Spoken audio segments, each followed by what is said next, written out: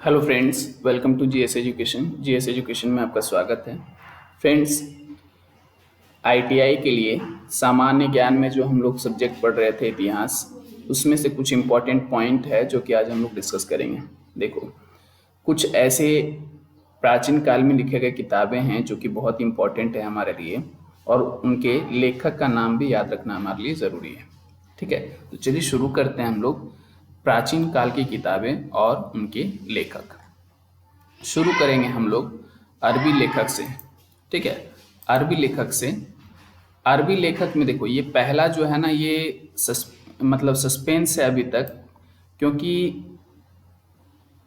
कंदियूर और तंगयूर, बहुत सिंपल से आपको अच्छे से याद रखना है। कंदियूर तंगयूर लिखा गया था किसके द्वारा? तारानाथ के द्वारा। अब जैसे ये तारानाथ जो हैं वो एक तिब्बती लेखक हैं।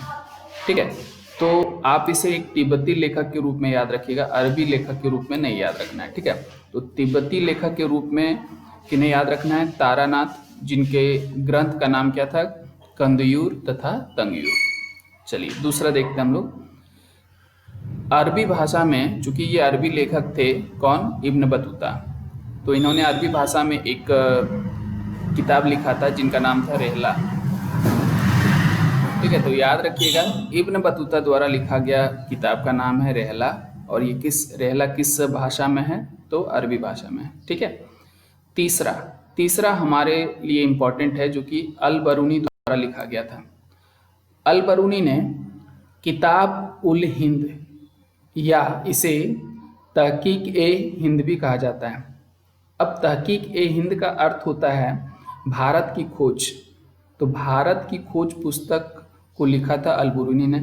अब एक बात याद रखिएगा आप कि अल-बरूनी जो है वो महमूद गजनवी के साथ भारत आया था। ठीक है, तो किताब उल हिंद या तहकीक ए हिंद के लेखक अल-बरूनी हैं, और अल-बरूनी जो हैं वो महमूद गजनवी के साथ भारत आया था। तो ये हम लोग कुछ इंपॉर्टेंट पॉइंट हम लोग देखे अरबी लेखक के बारे में। अब हम लोग चीनी लेखक के बारे में समझते हैं। देखो, चीनी लेखक में महत्वपूर्ण है हमारे लिए फाहियान, हेनसांग और इत्सिंग। ये तीन चीनी लेखक हैं जो हमारे एग्जाम पॉइंट ऑफ व्यू से इम्पोर्टेंट है। अब देखिएगा ध्यान से, तो फाहियान जो है वो चंद्रगुप्त द्वितीय के दरबार में आए थे। देखो, चीनी लेखक के बारे में जो है वो किस राजा के दरबार में आए थे, ये बहुत इंपॉर्टेंट है। और फाहियान, हेनसांग और इत्सिंग, ये तीनों ने मुख्य रूप से 2 से 3 विश्वविद्यालय का भ्रमण किया था, जिसमें विक्रमशिला विश्वविद्यालय और मगध विश्वविद्यालय इम्पोर्टेंट है। ठीक है, तो ये दोनों नाम आपको याद रखना है कि मगध विश्वविद्यालय और विक्रमशिला विश्वविद्यालय के बारे में फाहियान और हेनसांग ने बहुत कुछ लिखा। और यहाँ पर बौद्ध धर्म के प्रचार प्रसार को इन्होंने ग्रंथों में इंगित किया, उनके बारे में बताया कि उस समय किस तरह से बौद्ध धर्म का प्रचार प्रसार किया जा रहा था और उनके अनुयायियों द्वारा किस तरह से धर्म का पालन किया जाता था। तो बौद्ध धर्म और उस समय मगध और विक्रमशिला यूनिवर्सिटी में किस तरह की पढ़ाई होती थी, उनके बारे में विवरण जो है वो फाहियान और हेनसांग ने अपने किताब में किया। ठीक है, तो ये याद रखना है कि फाहियान किस भारतीय शासक के शासनकाल में भारत आए थे, तो चंद्रगुप्त द्वितीय के दरबार में आए थे फाहियान, और हेनसांग जो हैं वो हर्षवर्धन के शासनकाल में आए थे। ठीक है, इत्सिंग जो है वो 7वीं शताब्दी के अंत में भारत आया था। ठीक है, तो इत्सिंग 7वीं शताब्दी के अंत में भारत आया था।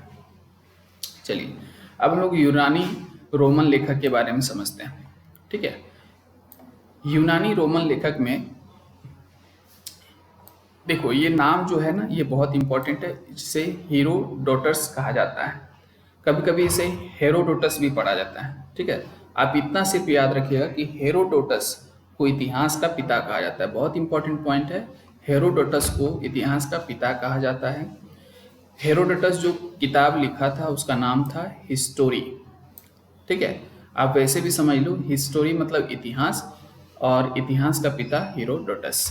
ओके, नेक्स्ट है मेगास्थनीज। मेगास्थनीज जो थे वो सेल्यूकस निकेटर का राजदूत था।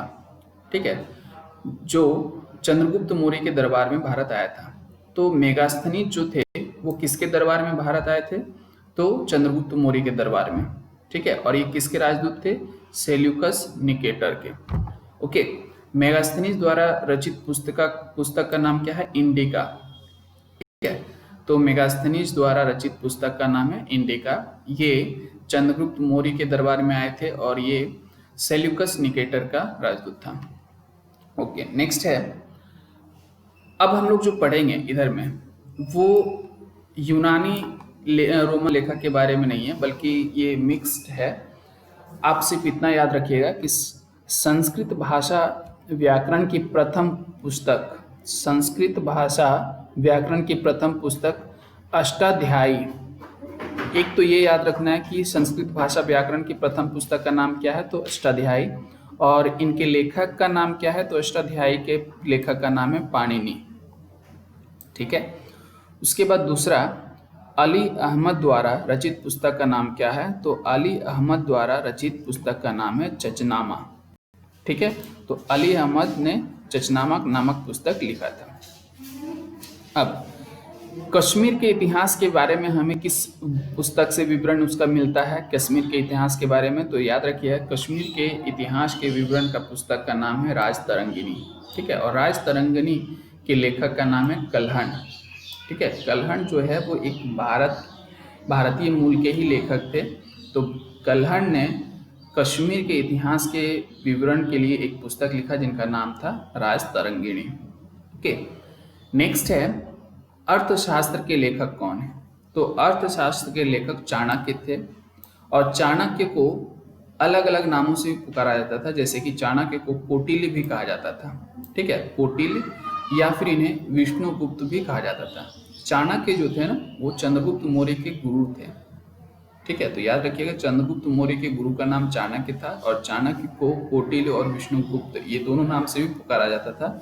इन्होंने किस पुस्तक को लिखा था? तो अर्थशास्त्र को। ओके, जैन धर्म का प्रारंभिक इतिहास किस पुस्तक से प्राप्त होता है हमें? तो जैन धर्म का प्रारंभिक इतिहास जो है वो कल्प सूत्र से ज्ञात होता है, ठीक है। तो जैन धर्म का प्रारंभिक इतिहास कल्प सूत्र से ज्ञात होता है। उसके बाद हीनयान का प्रमुख ग्रंथ कथावस्तु है। जैसे देखो, अगर आप बौद्ध धर्म के बारे में थोड़ा सा भी जानते होंगे तो आपको पता होगा कि बौद्ध धर्म जो है वो गौतम बुद्ध के मृत्यु के पश्चात दो भागों में बट गया था। उनके जो अनुयायी थे वो दो भागों में बट गए थे, जिनका नाम, एक का नाम रह गया था हीनयान और दूसरा का महायान, ठीक है। तो उसमें हीनयान जो थे उनका प्रमुख ग्रंथ था कथावस्तु, ठीक है। और कथावस्तु में किसका वर्णन किया गया है? तो महात्मा बुद्ध के जीवन चरित्र का वर्णन किया गया है। कथावस्तु में महात्मा बुद्ध के जीवन चरित्र का वर्णन किया गया था। और इसका किसका प्रमुख ग्रंथ है? तो हीनयान का। ओके, पुराणों में मत्स्य पुराण सबसे प्राचीन है। याद रखिएगा, पुराणों में कौन सा सबसे पुराना है? तो मत्स्य पुराण। ओके, विश्वामित्र ने। तो ये सभी इंपॉर्टेंट पॉइंट है जो कि आपको अच्छे से याद रखना है। ये सिर्फ आपको आईटीआई में नहीं बल्कि और आगे भविष्य में भी रेलवे, एसएससी या फिर और किसी अदर एग्जामिनेशन में आपको बहुत मदद करेगा, ठीक है। तो इस वीडियो को यहीं तक रोकते हैं। आप इसको अच्छे से लिख कर याद कर लीजिएगा। मिलते हैं नेक्स्ट वीडियो में। पसंद आया तो ज़रूर लाइक करिए और शेयर जरूर करिएगा, ठीक है। और आप मेरे चैनल पर नए हैं तो प्लीज़ सब्सक्राइब कर लें।